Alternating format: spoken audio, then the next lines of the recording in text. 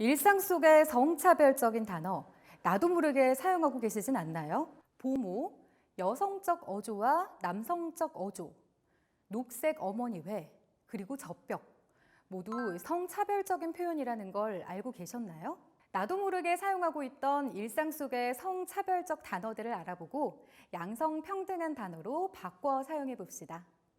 보육원이나 타가소 같은 아동복지시설에서 아이들을 돌보거나 가르치는 여성을 뜻하는 단어, 보모. 보모는 지킬 보, 유모 모라는 한자어로 아이를 보살피는 여성이라는 뜻을 지니고 있습니다.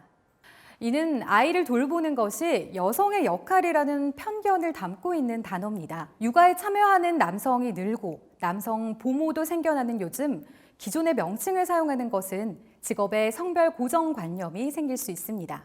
육아는 여성만의 몫이 아닌 남녀노소 누구나 할 수 있다는 의미를 담은 아동 돌봄이라는 단어를 사용해보며 성평등한 사회를 함께 만들어 가보는 건 어떨까요?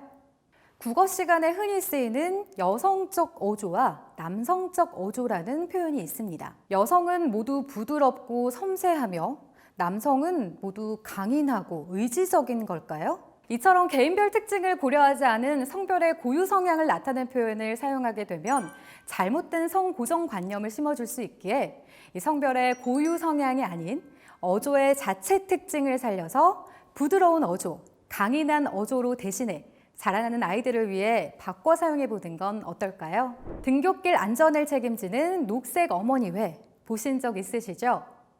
하지만 어린이들의 안전을 책임지는 일을 어머니만 참여할 수 있을까요? 실제로 인터넷상에 녹색 어머니회에 아버지가 가도 되냐는 질문들이 많이 올라오곤 합니다.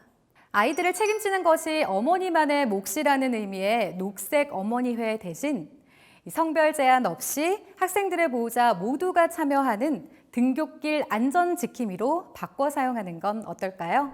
젖병이라는 단어보다는 수유병이라고 표현해보는 건 어떨까요? 수유란 젖먹이에게 모유나 인공유를 먹인다는 뜻입니다. 따라서 신체 부위를 표현하는 단어를 사용하기보다 수유 행위 자체에 초점을 둔 수유병으로 바꿔 사용해보는 건 어떨까요?